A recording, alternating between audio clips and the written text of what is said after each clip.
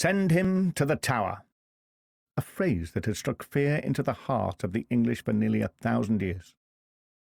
Started by William the Conqueror in 1078, the Tower was built to keep the newly conquered English out, but its massive walls, portcullises and arrow slits were instead to become notorious for keeping people in. This prison wasn't for everyone, though. Only high-status political and religious prisoners got the privilege of being held here. Some of its famous inmates include Sir Thomas More, imprisoned for refusing to accept Henry VIII as a head of the Church. He was beheaded and later made a saint in the Roman Catholic faith. The tragic princes in the Tower, allegedly victims of their Uncle Richard's quest for power. Not all prisoners have survived the test of time. Some are remembered only by the graffiti that they left on the walls during their long imprisonment. The walls of the Beauchamp Tower, especially on the first floor, are covered with graffiti, left by Tudor prisoners. Prisoners of the Salt Tower include John Balliol, the Scottish king, imprisoned here in 1296 for 3 years. Hugh Draper, an innkeeper from Bristol, accused of practising sorcery. Traitor's Gate was the one-way ticket into the Tower from the River Thames. And Tower Green, the place where some of the great names of history have died, including 3 queens of England: Queen Anne Boleyn, the second wife of Henry VIII, Catherine Howard, his 5th wife, and the Lady Jane Grey, who was queen for only 9 days, aged only 16. But at least these did not have to endure the baying crowd on Tower Hill. There aren't many buildings that have been in constant use for 1,000 years. Often the Tower of London has been the scene of the most important stories in the nation's history.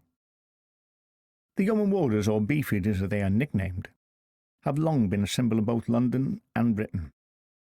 A detachment of Yeomen of the Guard, they were formed the Royal Bodyguard since at least 1509. Their origins stretch back as far as the reign of Edward IV in the 15th century.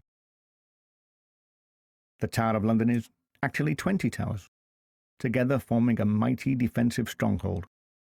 The famous Norman White Tower is surrounded by 19 others, added later by medieval kings, along with a moat, battlement, portcullis and arrow slit to create the country's strongest fortress.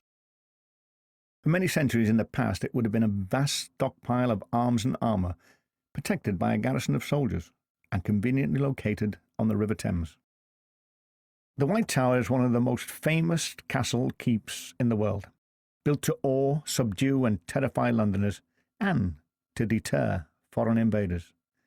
It is now an iconic symbol of London and Britain.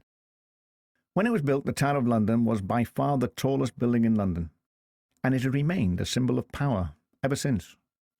But in addition to being a fortress, it has always served as a royal residence as well, and a very luxurious one at that. It is home to the crown jewels, the priceless symbol of British monarchy, still used on important state occasions. Legend says the kingdom and the tower will fall if the 6 resident ravens ever leave the fortress.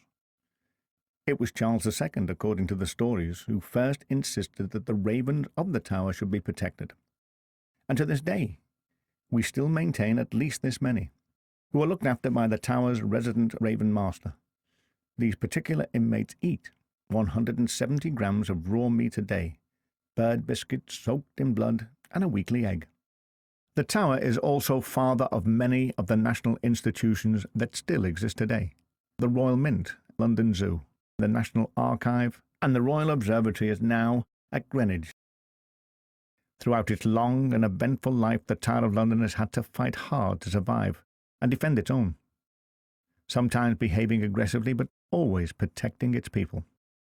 And one thing it has always been careful to do is pass on its stories of ancient deeds to each new generation.